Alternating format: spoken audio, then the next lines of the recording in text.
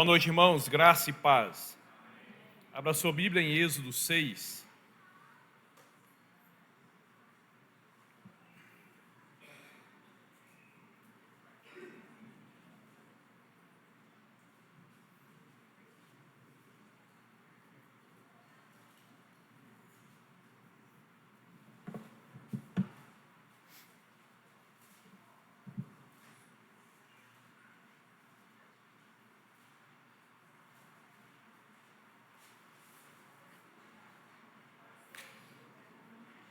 Tirou?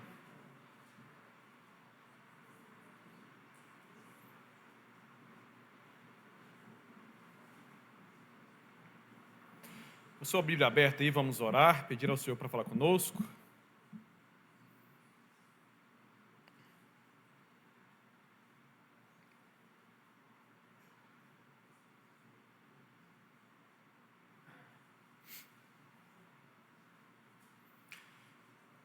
Senhor nosso Deus e Pai querido, nós pedimos ao Senhor para que o Senhor fale conosco aqui nessa noite. Que o Senhor nos traga à memória coisas que nós já sabemos relacionadas a esse momento da história do Senhor com o seu povo. Que o Senhor nos ensine aquelas coisas que serão ditas aqui que nós ainda não aprendemos. Mas, sobretudo, Santo Deus, e mais importante do que apenas sabermos um pouco mais, ou lembrarmos um pouco mais, que a palavra do Senhor nos confronte e nos chame para corrigirmos, para avaliarmos, para mudarmos, para crescermos naquilo que está proposto para o Senhor aqui nesse texto, nessa história. Em o nome santo do Senhor Jesus, amém. As 10 pragas, do Egito, está entre aqueles textos que nós mais conhecemos, a gente gosta de contar para as crianças, junto com Jonas, Ana Baleia, a abertura do Mar Vermelho, tantos outros textos, mas esse aqui está entre aqueles mais conhecidos. E justamente porque nós conhecemos tanto, desde a infância, aqueles que começaram na carreira da fé, ainda na eternidade, nós às vezes desprezamos o sentido do texto, a lição presente no texto para nós. Portanto, extraindo aqui uma partezinha de um longo estudo que fiz com a igreja nas quartas-feiras ainda, em 2019, foi um estudo que durou mais de um ano, tirei essa partezinha aqui com algumas extrações para nós, aqui hoje. Talvez demore um pouquinho mais do que nós estamos acostumados, mas não vai embora não, antes da conclusão não, tá bom? Pois bem, vamos ler Êxodo, capítulo 6, do 1 ao 8. E aqui a palavra do Senhor nos diz assim: Então o Senhor disse a Moisés: Agora você verá o que eu farei ao faraó. Por minha mão poderosa ele os deixará ir. Por minha mão poderosa ele os expulsará do seu país. Disse Deus ainda a Moisés: Eu sou o Senhor. Eu apareci a Abraão, eu apareci a Isaque e a Jacó como Deus Todo-Poderoso, mas pelo meu nome, o Senhor, eu não me revelei a eles. Depois eu estabeleci com eles a minha aliança para dar-lhes a terra de Canaã, terra onde viveram como estrangeiros. E agora eu ouvi o lamento dos israelitas, a quem os egípcios mantêm escravos, e lembrei-me da minha aliança. Por isso, diga aos israelitas: Eu sou o Senhor, eu os livrarei do trabalho imposto pelos egípcios, eu os libertarei da escravidão e os resgatarei com braço forte e com poderosos atos de justiça. Eu os farei meu povo e serei o Deus de vocês. Então vocês saberão que eu sou o Senhor, o seu Deus, que os livra do trabalho imposto pelos egípcios. E os farei entrar na terra que com mão levantada jurei que daria a Abraão, a Isaque e a Jacó, e a darei a vocês como propriedade. Eu sou o Senhor. Pois bem, meus irmãos, temos que começar de um ponto, e escolhi aqui, desta cena, ou pelo menos desses personagens. Aqui essa figura aqui está representando Hoje é estudo bíblico, tá? O que será que essa figura aqui está representando? Pode errar.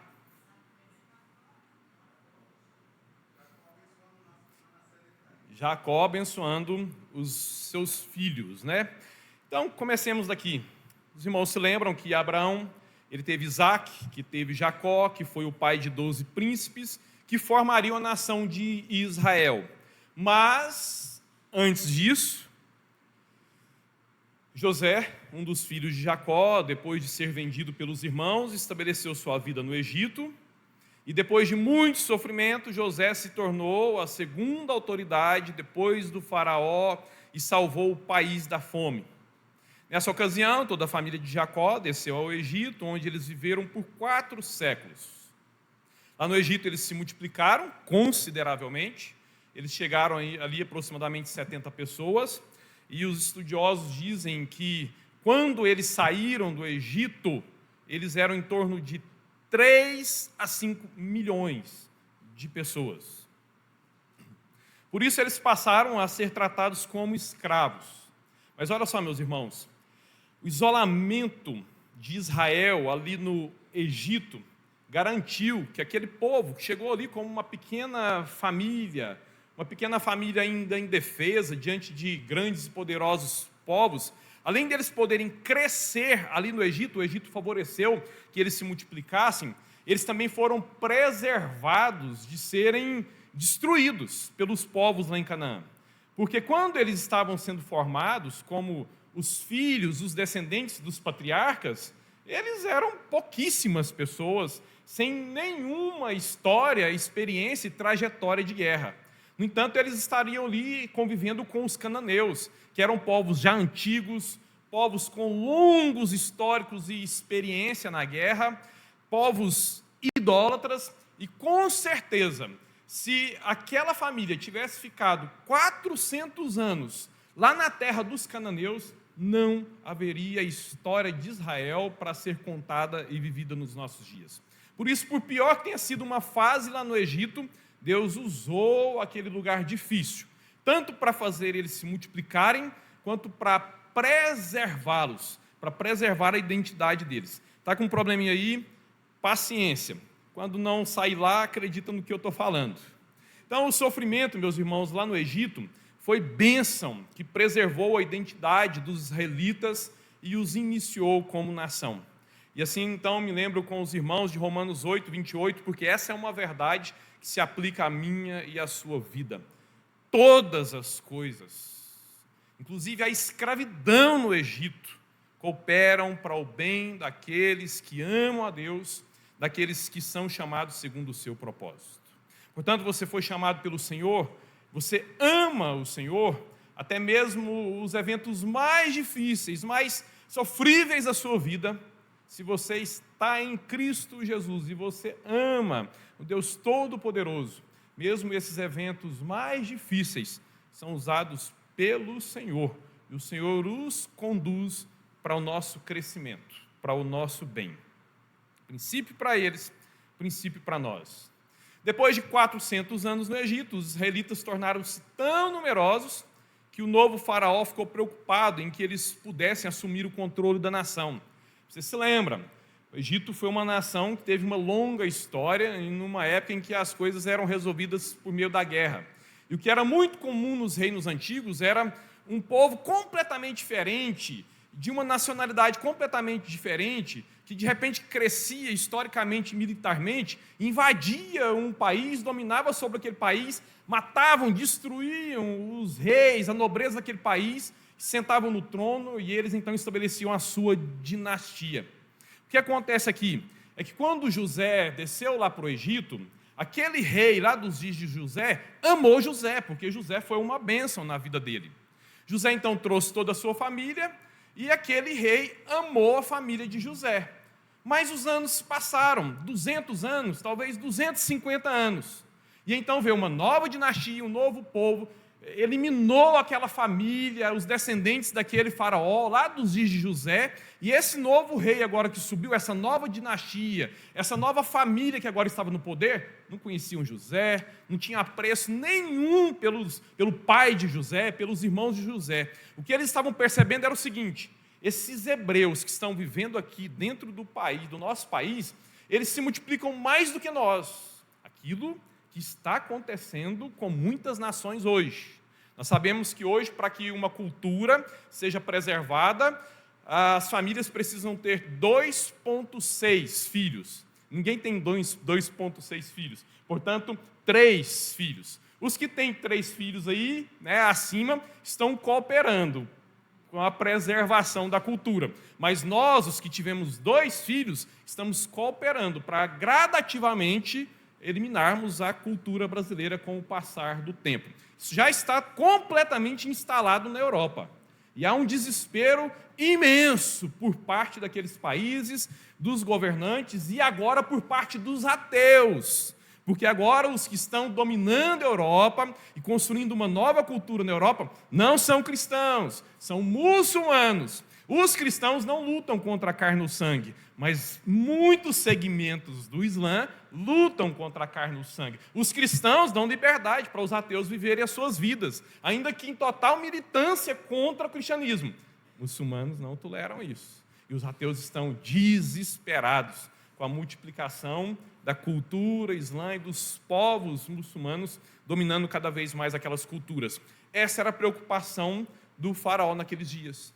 Esses hebreus estão se multiplicando mais do que nós, eles vão se tornar mais numerosos do que nós, daqui a pouco um país lá de fora vai vir guerra contra nós, eles aqui de dentro vão fazer aliança com aquele país lá de fora, e eles vão nos vencer de dentro para fora. Eles vão abrir as portas do Egito para o inimigo entrar. O que é que nós vamos fazer? Tirar o conforto deles. Eles estão sendo bem tratados já aqui há mais de 2 séculos. Aí, bem tratados assim, quem é que não quer ter filhos? Quem é que não quer ter famílias? Vamos dificultar a vida deles, para eles pensarem 2, 3 vezes antes de terem filhos. E assim, então, aquele faraó começou a colocar os israelitas, que antes tinham sido recebidos como bons visitantes, agora começaram a ser tratados como escravos, para que, por meio do sofrimento, eles fossem desencorajados a se multiplicarem. Sofrendo, então, os israelitas se lembraram das promessas de Deus e clamaram ao Senhor por libertação. E Deus ouviu o clamor do povo, se compadeceu e levantou-lhes um libertador. Olha só, enquanto eles estavam bem, felizes, tranquilos, prosperando no Egito, eles estavam completamente absorvidos pelo Egito. Eles estavam vivendo a religiosidade do Egito, eles estavam vivendo a cultura do Egito, eles já eram egípcios. Eles estavam bem, estavam confortáveis, eles estavam prosperando. Agora, somente quando a paz deles é retirada, somente quando as suas famílias são ameaçadas, somente quando as suas propriedades começam a ser confiscadas, aí eles se lembram: opa, por que a gente vai ficar aqui nesse país que não é o nosso sofrendo? Veja bem, eles não pensavam assim por 2 séculos atrás. Não, aqui no Egito está bom demais, a gente está prosperando. Agora, quando eles começam a sofrer, eles são forçados a se lembrar de quê? Um dia, um Deus fez uma promessa para os nossos tataravós, para o Abraão, para o Isaac, para o Jacó. Na promessa dizia que os descendentes deles seriam muito abençoados, mas não seriam muito abençoados no Egito, porque naquela promessa tinha um negócio relacionado com terra. Tem uma grande faixa de terra que o Deus de Abraão, de Isaac, de Jacó, dos nossos antepassados, prometeu para nós, os seus descendentes. Ora, vamos reivindicar a esse Deus essas promessas. Então, agora, sofrendo, eles se lembram de Deus, se lembram das promessas de Deus e começam a invocar, a clamar pelo socorro do Senhor. Muitas vezes, você começa a sofrer porque no conforto, na prosperidade e na paz, você se esquece de Deus. Quando você está bem, o dinheiro está caindo na conta, a saúde vai bem, os filhos estão crescendo, você está prosperando e se esquece de Deus, você está colocando em risco a sua própria integridade da sua casa. Porque, como eu já disse repeti várias vezes, repito mais uma, que não será a última. Não é prioridade de Deus o seu bem-estar. Prioridade de Deus é ter você com Ele. E para ter você com Ele, se necessário for, Ele tira o seu bem-estar. Os israelitas se esqueceram das promessas de Deus, do relacionamento de Deus com os seus antepassados. Deus então os escravizou, para que sofrendo se lembrassem das promessas de Deus. Eles invocaram o Senhor e Deus lhes levantou um libertador. E agora nós vamos falar sobre quem? Moisés. Vocês são bons de Bíblia, hein? Moisés foi um israelita, criado como príncipe na corte egípcia pela filha do faraó. Deus o chamou para livrar os israelitas da escravidão egípcia e levá-los de volta a Canaã, lá naquela terra que Deus prometeu para Abraão e seus descendentes.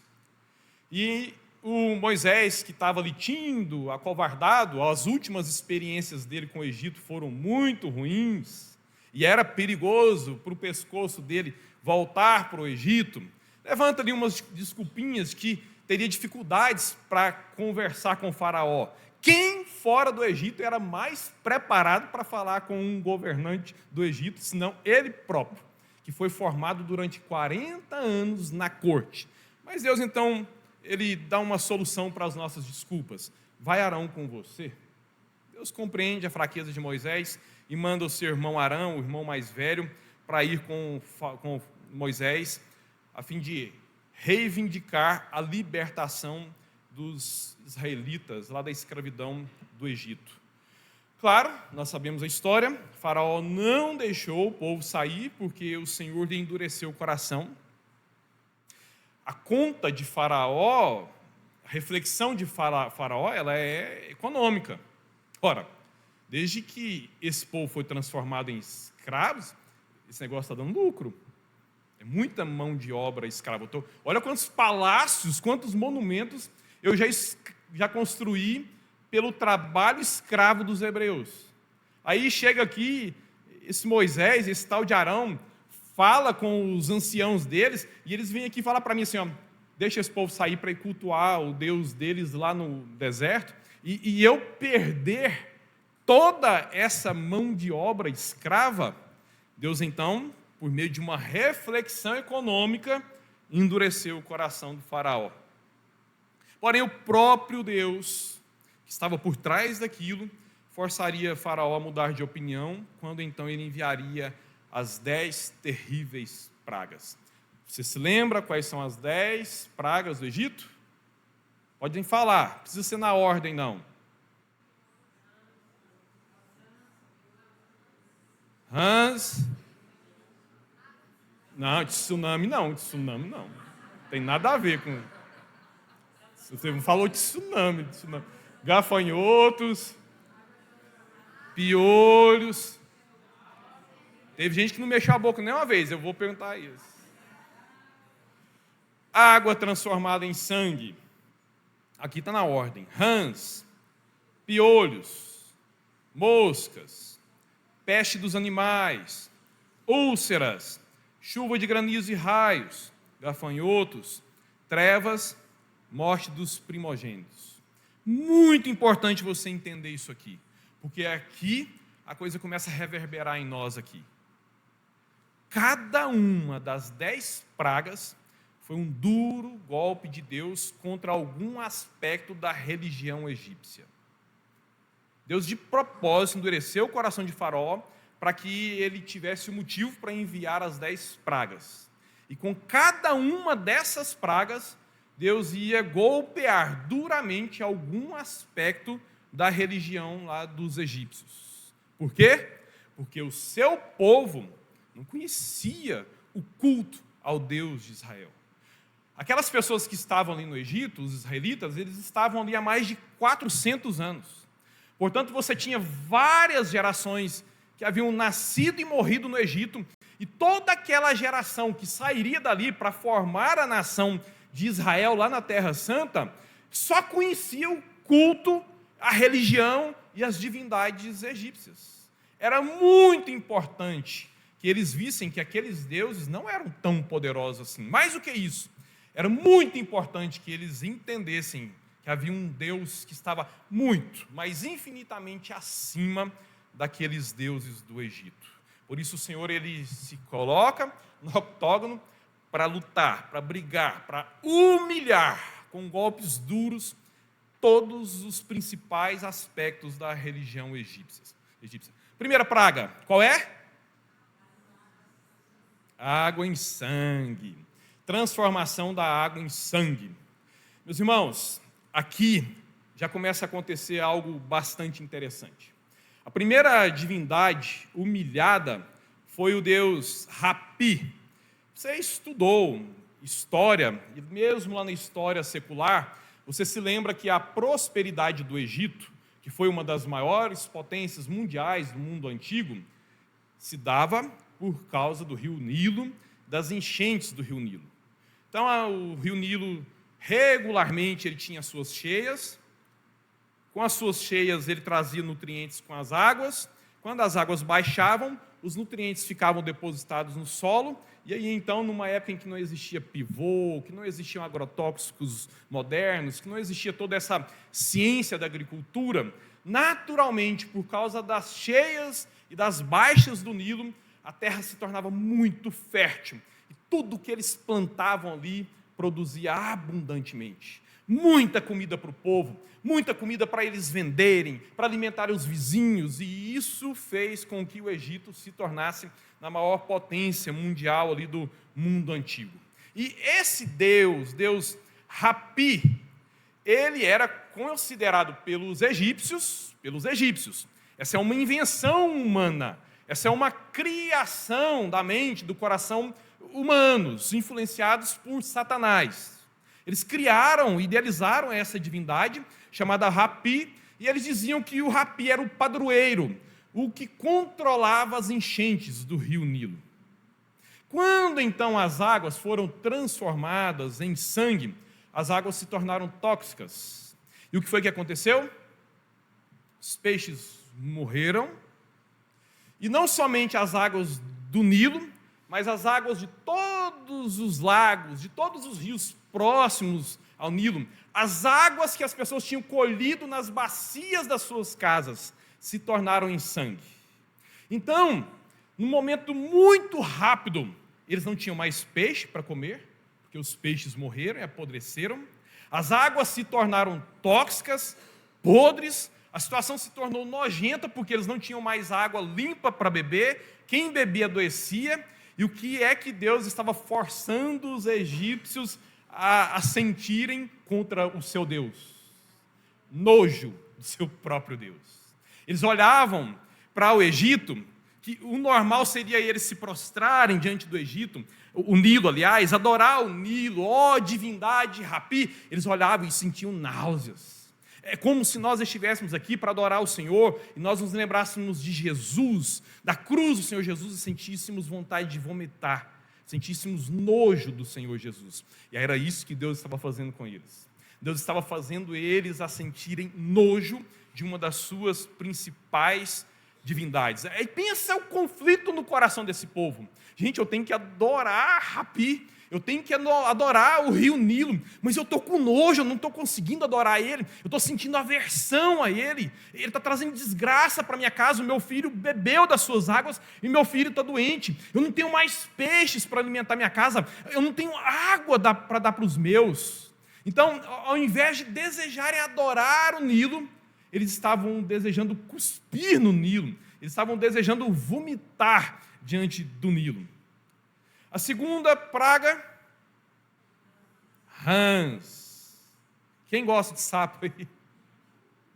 Agora a deusa humilhada é a Heket, que era representada com uma cabeça de rã. Imagina você abrir, você chegar na sua casa, todo mundo já deve ter tido essa experiência. Você abre a porta da sua casa, você dormiu, você abre a porta da sua casa, você abre a porta da área e ele está lá. Sapo. Ninguém gosta. Dá aversão, né? Você quer tirar e dali, tem gente que não tem coragem de tirar. Agora imagina você abrir o forno de micro-ondas da sua casa e ter 5 sapos lá dentro. Aí você abre o fogão da sua casa, tem 10 sapos lá dentro. Você vai deitar na sua cama, você vai arrumar o lençol, está cheio de sapo ali. Foi isso que aconteceu com eles. Tinha rãs nos fornos, tinha rãs no meio das suas mudas de roupa, tinha rãs em todos os lugares.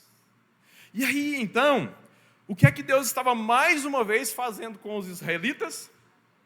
Eles tinham que adorar uma rã quando eles a vissem, como acontece na Índia hoje. Mas eles estavam se sentindo atormentados por aquela divindade. Porque agora a Requete está parecendo maligna. Ela está infestando a minha casa, está desagradável. Todo mundo quer ter um Deus dentro de casa. Que bom, Deus vai morar na minha casa, Deus entra na minha casa. Né? Então, nossa, que honra! Oh, Deus enviou um representante aqui para minha casa. Agora não, agora eles estavam com aversão. Eles estavam começando a sentir raiva. Repete-se o conflito. Eu tinha que adorar esse animal, mas eu estou com raiva desse animal. E eu estou com raiva de Requete porque ela está fazendo isso com a minha casa e com a casa do meu vizinho e com todas as repartições públicas. E não há onde eu pise, que não tem sapos. E assim, mais uma vez, Deus faz com que os egípcios se voltem contra os seus deuses. Terceira praga, piolhos. Aqui, Arão tocou com um cajado no pó da terra, subiu um fino pó, e todas as pessoas e todos os rebanhos ficaram infestados de piolhos.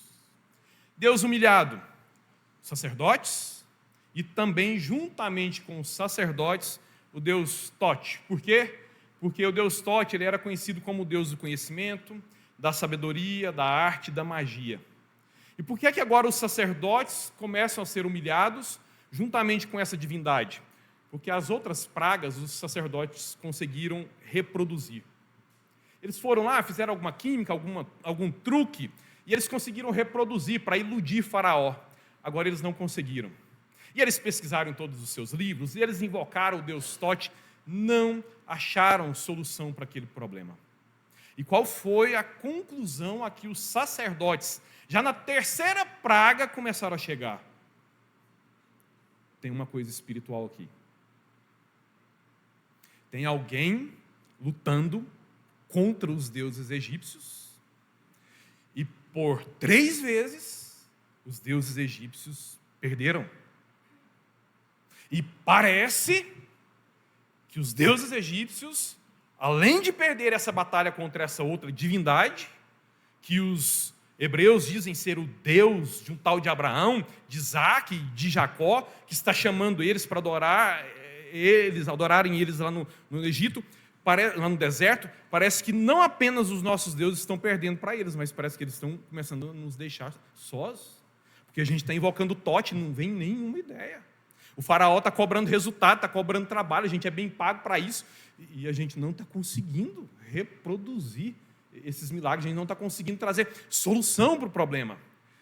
Parece que tem o dedo de Deus nisso aí. E parece que esses hebreus estão certos. Parece que esse Moisés e esse Arão foram enviados de verdade, por um Deus que está colocando o seu dedo contra os deuses do Egito. Então agora eles começam a entender. Tem espiritualidade nisso aqui, e isso aqui não é brincadeira. E o pior, foram 3 lutas, e nós já perdemos as 3. 100% de vitória para esse Deus de Moisés, para esse Deus de Arão. 0% de vitórias para nós.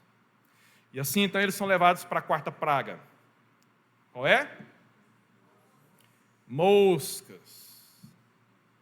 Moscas. Vai uma mosca no seu rosto, você fica irritado. Aí 5 moscas no seu rosto, cheio de moscas no seu quarto, cheio de moscas em todos os lugares, um enxame de moscas, sem que você pudesse fugir do enxame de moscas. Essa foi a situação deles ali. E agora um novo elemento começa a ser introduzido naquela batalha de deuses. Porque agora Deus começa a fazer distinção entre o Egito e o seu povo. Olha que extraordinário. O Egito estava infestado por moscas, mas lá em Gósen, onde os hebreus moravam, não existia uma mosca sequer. Como se Deus tivesse colocado ali um campo de forças, tivesse criado uma barreira invisível que só as moscas enxergavam. Elas voavam por todo o Egito, mas lá nas casas dos hebreus, uma mosca sequer entrava. E eles então começaram a entender o seguinte: esse Deus aí, ele não está preso à geografia, ele não é um Deus local, muito pelo contrário. A ação dele não está restrita à geografia de um país, porque olha só o que ele fez. Ele amaldiçoou um país inteiro, mas ele criou uma bolha dentro do país para proteger um povo que vive dentro desse país. Então, não tem nenhuma divindade no Egito que consegue fazer isso. Nenhuma. Ou eles abençoam tudo, ou eles não abençoam nada. Agora, amaldiçoar um país inteiro, e aí criar uma bolha dentro do país e proteger um povo exclusivo, todas as casas desse povo, dentro de todo um país amaldiçoado, esse Deus é diferente. E ele tem umas habilidades que nenhuma divindade do Egito possui. Quinta praga, peste dos animais. E aqui, meus irmãos, a distinção ela é mantida. Todos os rebanhos do Egito morreram, e o que aconteceu com os rebanhos dos hebreus? Nada. Continuaram saudáveis, vivos. Os que estavam prenhes iam se multiplicar, os que estavam com filhotes continuaram amamentando as suas crias, seguiram vivendo normalmente. E aí eles tinham muitas divindades que estavam relacionadas à proteção e à vida dos rebanhos. Como, por exemplo, esse deus Apis, que era o deus dos rebanhos, Hathor, que era uma deus vaca, o Nut, que algumas vezes era representado como uma vaca. E o que foi que Apis, Hathor e Nut fez em favor do Egito? Nada. Agora foi preciso... Veja bem, a coisa começa da briga de Deus contra um Deus. Agora ele começa a brigar com pluralidade de Deus. É incrível a mente e a genialidade do nosso Deus. Agora, eles têm 3 deuses, pelo menos, para abençoar os seus rebanhos.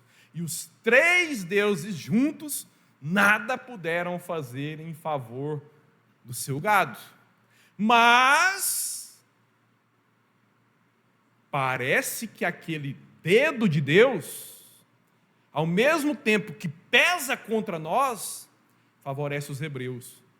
Porque nada aconteceu com os rebanhos dos hebreus. A distinção continuou afirmada e o poder desse Deus começa a crescer. Só que agora a economia do Egito começa a ser atingida junto com a sua religião.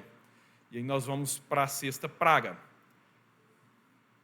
Úlceras. Meus irmãos, agora os sacerdotes, que até a 5ª praga estavam lá na corte, ajudando o faraó, apoiando o faraó, eles ficaram doentes. Eles sentiram aquele possível dedo de Deus na sua própria carne, no seu próprio corpo, no corpo das suas esposas, no corpo dos seus filhos. E agora eles se viram obrigados a deixar a corte de Faraó e cuidar da sua saúde, cuidar da saúde dos seus. E pela primeira vez nessa batalha de deuses, Faraó foi deixado sozinho no palácio com Moisés, Arão e o Deus de Moisés e Arão, porque os sacerdotes foram obrigados, por causa dessa enfermidade, a deixar Faraó com os seus deuses sozinhos ali no ringue. Os seus deuses não puderam livrá-los do Deus de Israel, porque agora eles estavam sentindo na sua própria carne o peso do dedo de Deus. 7ª praga. Chuva de granizo e raios. Aqui, meus irmãos, Deus ele faz algo interessante. Ele manda um aviso prévio. E eles se tornam público aquele aviso. Amanhã vai chover granizo e fogo de um jeito que nunca choveu no mundo. E quem estiver no campo, vocês, seus escravos, todo mundo vai morrer. Não vai ter como salvar as lavouras de vocês. E nessa época eles já estavam colhendo trigo, se não me engano, e a cevada, ou o linho e a cevada, e só o trigo, acho que faltava para amadurecer. E ele avisa antes, para quê? Para que todos soubessem que o peso da mão de Deus estava contra eles, por causa da ignorância de Faraó. E ele anuncia, se Faraó se arrepender e liberar o povo dele, essa chuva de granizo, essa chuva de fogo não cai. O que é que acontece? Faraó, ele mantém endurecido, e no outro dia, na hora marcada por Deus, veio a maior chuva de pedra e fogo, a história do mundo antigo, até aquele momento, e todos aqueles que estavam nos campos, com seus escravos, toda aquela lavoura foi perdida, e tudo destruído.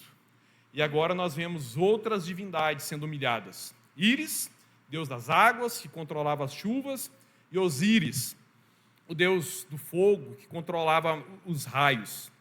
Meus irmãos, nesse momento aqui, a severidade do peso de Deus que estava caindo contra eles, ela era tão intensa, e Deus estava agindo de uma forma assim tão clara, que tinha uma mente inteligente por trás daquilo, que eles foram forçados a entender o seguinte: gente, isso aqui não é um evento aleatório, porque eles avisaram para nós a hora que isso ia acontecer, e eles nos avisaram com um dia de antecedência, quando eles não tinham os equipamentos modernos que nós temos para prever chuvas.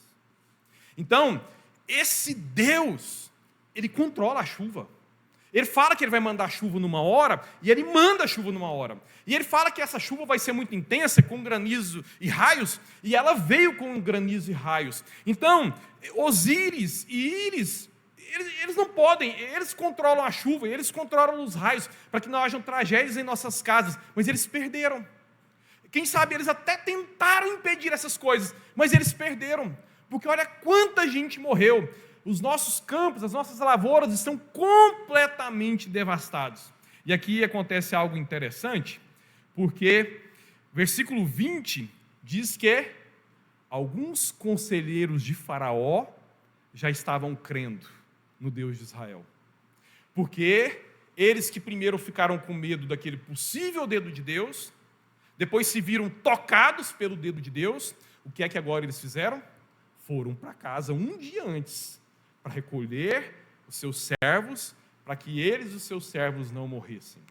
Faraó não creu, mas agora os magos, alguns sacerdotes, os conselheiros do Faraó já estavam entendendo: Faraó está louco, Faraó está brigando uma briga que ela está perdida. E então agora Deus começa a efetuar mudanças dentro da corte do próprio Faraó e realizar conversões ali naqueles corações muito próximos e apoiadores de Faraó. Oitava praga, gafanhotos. Os animais morreram. As plantas, a lavoura foi devastada, do linho e da cevada. O que sobrou de pouquinho no campo, o que tinha sido destruído, que estava no chão por causa do granizo, agora os gafanhotos vieram e limparam tudo, meus irmãos. E quando isso aqui acontece, a economia do Egito ela já está completamente abalada. Porque a praga dos gafanhotos, que devastou toda a vegetação, que destruiu todo o alimento que eles teriam para comer, no próximo ano, completou o prejuízo que Deus estava trazendo ali para os egípcios. E o juízo divino era mais uma demonstração de que os deuses que eles supunham garantir prosperidade lá para o Egito, na verdade eram falsos. Porque eles trabalhavam para dar prosperidade para o Egito, mas uma outra divindade estava trazendo pobreza para o Egito pelo fato de eles adorarem aquelas impotentes divindades. E aqui então o deus Shu, que era o que controlava os ares e os movimentos dos pássaros, dos animais, e o Sebek, que controlava os insetos, foram humilhados dessa vez. E a penúltima praga, a nona praga, trevas. Aqui, meus irmãos, segundo o relato bíblico, as trevas elas eram tão densas, talvez formadas por uma tempestade de areia, que ocorre muito naqueles países que ficam entre desertos, não dava para enxergar as pessoas nas ruas. As trevas eram palpáveis, diz o texto bíblico. E aquela escuridão durou 3 dias. Mas na casa dos hebreus, luz. Estava tudo claro, não havia escuridão. Se era tempestade de areia, Deus pôs uma barreira, aquelas coisas não chegaram na cidade, nas casas dos hebreus. Por séculos, meus irmãos, tal de Amon-Ra, que era o chamado de o Deus Sol, ele tinha sido a principal divindade lá no Egito. E todo faraó chamava a si mesmo de filho de Ra. Os maiores templos lá do mundo antigo, que já foram vistos, foram construídos em honra a essa divindade. Agora, por ocasião da 9ª praga, a completa impotência do mais importante dos deuses do Egito foi demonstrada claramente por seus adoradores, porque eles tentavam adorar para invocar pelo socorro dele, e ele não conseguia dispersar as trevas, ele não conseguia afugentar aquela tempestade, ele era incapaz de atender o culto dos seus adoradores. Mas eles sabiam aquilo que estava acontecendo, porque o Deus de Moisés, o Deus de Arão, havia anunciado que seria daquela forma. E a 10ª e última praga, morte dos primogênitos.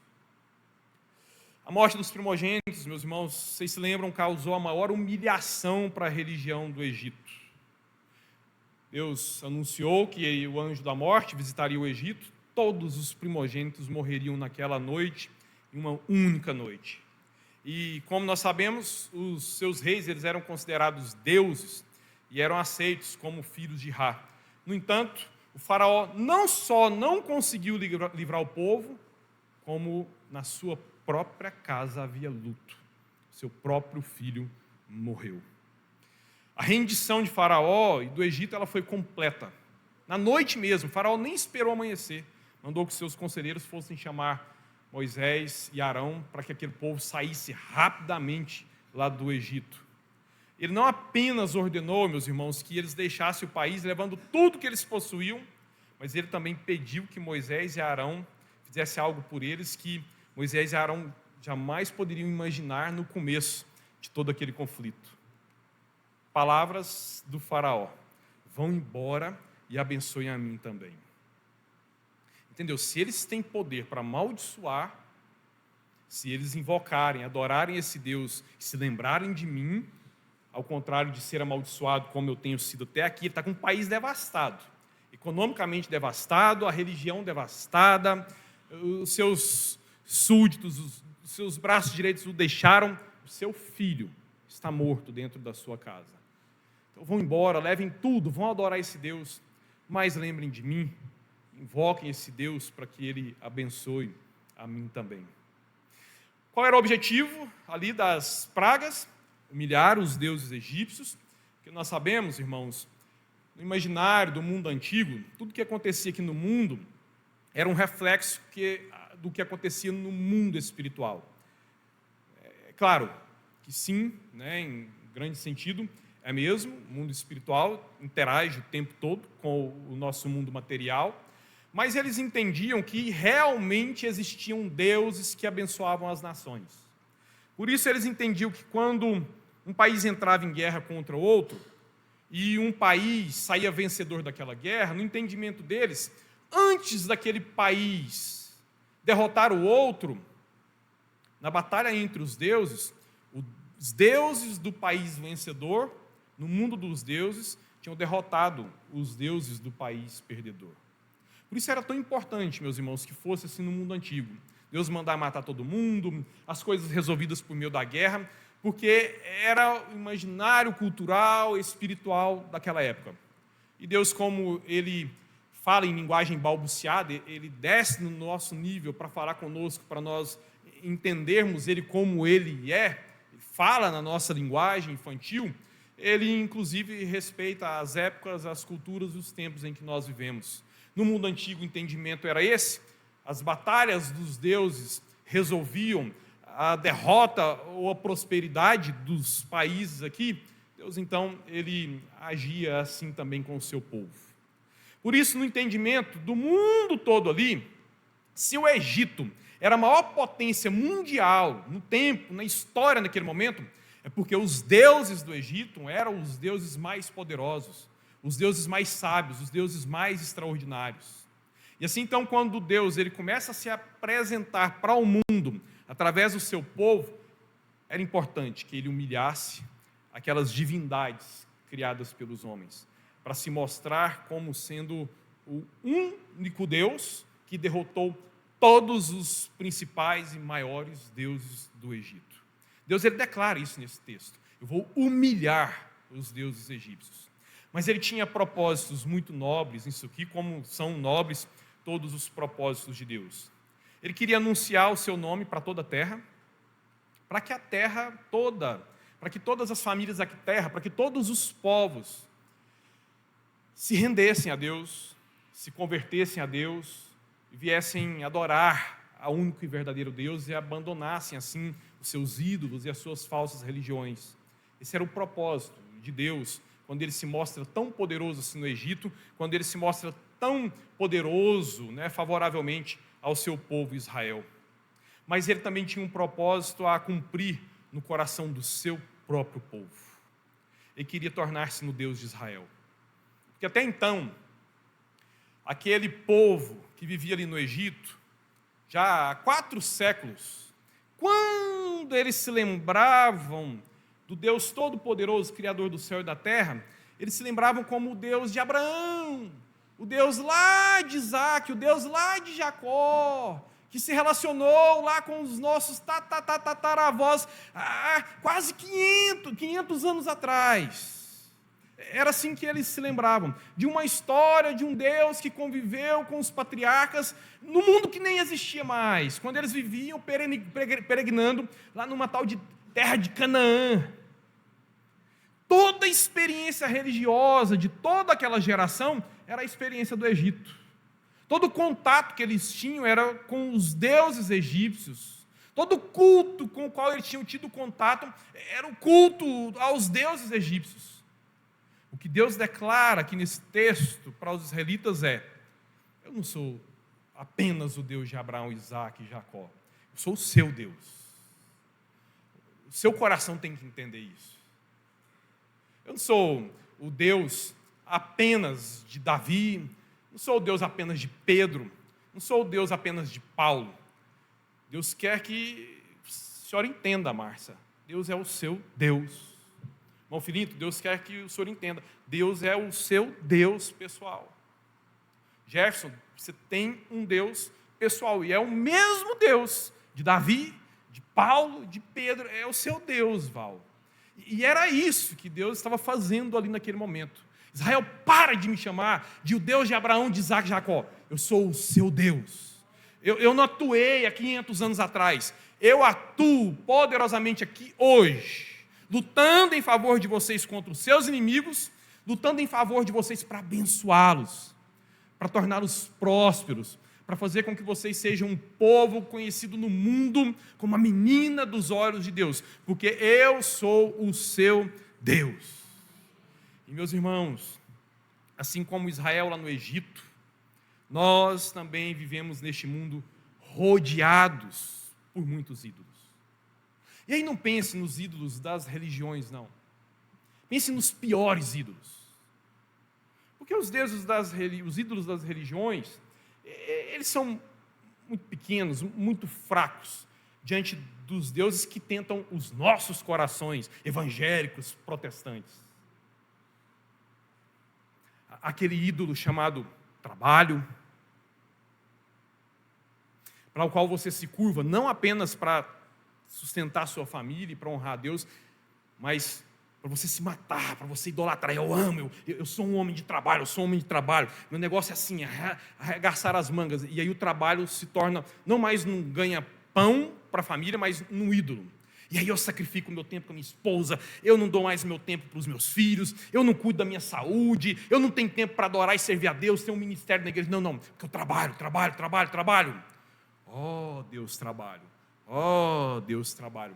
O Deus terrível, os ídolos dessas outras religiões, você tem problema com eles? Você não tem, você não é tentado por aquelas coisas. Mas e o dinheiro?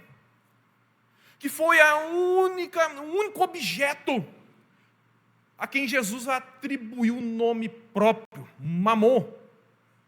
O único objeto a quem Jesus atribuiu a capacidade de ser uma instituição divina, uma instituição espiritual, chamou o dinheiro de Mamon, porque ele sabe do risco que nós corremos de gastar, queimar toda a nossa vida aqui para ganhar dinheiro. Simplesmente para ter dinheiro, para ter dinheiro, para ter dinheiro, dinheiro. Sacrifico o meu casamento, sacrifico os meus filhos, sacrifico a minha saúde, porque eu quero ter dinheiro. Deus sexo, Deus filhos, Deus culto ao corpo. Meus irmãos, nós vivemos num Egito cheio de ídolos, e nós passamos toda essa nossa vida aqui, convivendo com esses ídolos, sendo tentados por esses ídolos, sendo seduzidos por esses ídolos, e muitas vezes eu cedo aos seus encantos. Alguém aqui melhor do que eu para atirar a primeira pedra? Por isso, meus irmãos, da mesma forma com que Deus trabalhou através das 10 pragas lá no Egito, Ele está trabalhando aqui hoje, no nosso mundo, na nossa casa, no mais íntimo do meu e do seu coração, para demolir os nossos ídolos, porque Ele quer ser o nosso único Deus, o único Deus das nossas vidas. Nós precisamos abrir os olhos para enxergar a forma com que Deus tem cuidado de nós. Todos nós aqui somos testemunhas do amor do Senhor. Todos nós aqui somos testemunhas do cuidado do Senhor. Todos nós aqui já tivemos tantas orações respondidas. Todos nós aqui já superamos enfermidades. Todos nós aqui já tivemos lutas. Tantas elas nós pensávamos serem as últimas, porque não seriam superadas. No entanto, como sempre eu lembro, nós estamos aqui adorando o Senhor, porque nós sabemos Ele agiu como Deus Todo-Poderoso na minha história pessoal e na sua história pessoal. Por isso o chamado do Senhor, através da lembrança dessa relação dele com o seu povo lá no Egito, é dizer que hoje Ele está trabalhando na minha vida e na sua vida, com esses feitos extraordinários, com o cuidado dele sobre nós, para que nós abandonemos esses ídolos. Quais são os ídolos que têm te seduzido? Quais são os ídolos que têm atrapalhado a sua comunhão com o Senhor? Por definição tudo que atrapalha a sua comunhão com Deus, eis aí um ídolo. O que é que está atrapalhando a sua comunhão com Deus? O que é que te impede de servir o Senhor? O que é que enfraquece o seu culto a Deus Todo-Poderoso? Eis aí um ídolo, do qual você precisa se arrepender, do qual você precisa deixar lá fora no Egito. Porque, meus irmãos, a mesma maneira como Deus conduziu Israel lá no passado com mão forte, Ele continua nos conduzindo hoje rumo à Canaã celestial. Por isso, hoje, nós devemos abandonar os nossos ídolos pessoais e adorar ao único Deus verdadeiro, porque quando Cristo voltar, nós o serviremos para todo sempre. Feche seus olhos, curva a sua cabeça, reflita sobre isso. Quais são os seus ídolos? A sua religião pode ser um ídolo, a sua religiosidade pode ser um ídolo. Tem muita gente que há tempos não adora o Senhor, porque vem na igreja regularmente. Não, eu sou frequente, vou em tudo, estou sempre frequente, trabalho. E aí, então, se ilude com os elementos da religião, com os elementos do culto. E por que se ilude com os elementos do culto? Porque idolatra aspectos da vida religiosa, há muito tempo não adora a Deus em espírito e em verdade. É o poder, é a beleza física, o que é? Quais são os ídolos que mais têm te seduzido? Se não há um ídolo diante do qual você tem se curvado, quais são os que mais têm te tentado nesses dias?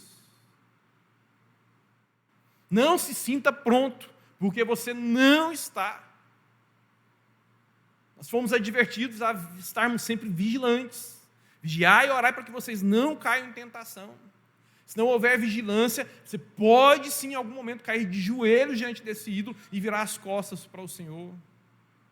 mas o Senhor, Ele está trabalhando o tempo todo, agora, nesse tempo, para nós nos lembrarmos de que Ele é o nosso Deus pessoal, e que assim, então, nós temos motivos de sobra para deixar para trás todos esses ídolos que tentam concorrer com o nosso Senhor. Senhor, nosso Deus e Pai querido, nós te agradecemos porque estamos aqui nessa noite, porque o Senhor nos traz à memória esse texto tão conhecido por nós.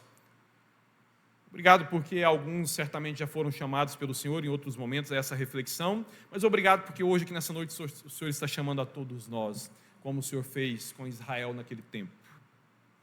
Deus nos perdoa porque nós temos uma tendência terrível a estabelecer ídolos diante de nós.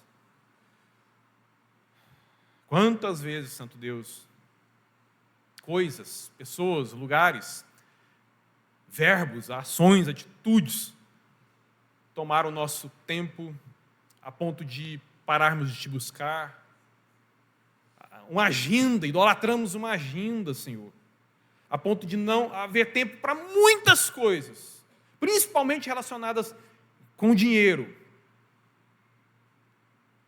a busca pelo poder, pelo status, mas uma agenda idolatrada de tal forma que não sobra tempo para orar, para ter tempo de comunhão com o Senhor. Deus, confronta-me com os meus ídolos, confronta-me, Santo Deus, com aqueles que estão me tentando mais, e faça isso na vida de cada um dos meus irmãos que aqui estão também. Converte-nos ao Senhor, Santo Deus, para que nós venhamos nos lembrar de que o Senhor é o nosso Deus pessoal, o Senhor é o meu Deus, mas que nós vivamos assim, para o Senhor, única e exclusivamente para o Senhor, para a Tua glória, Santo Deus. E assim então desfrutaremos de abundante, incomparável, imensurável alegria. Em o nome santo do Senhor Jesus. Amém.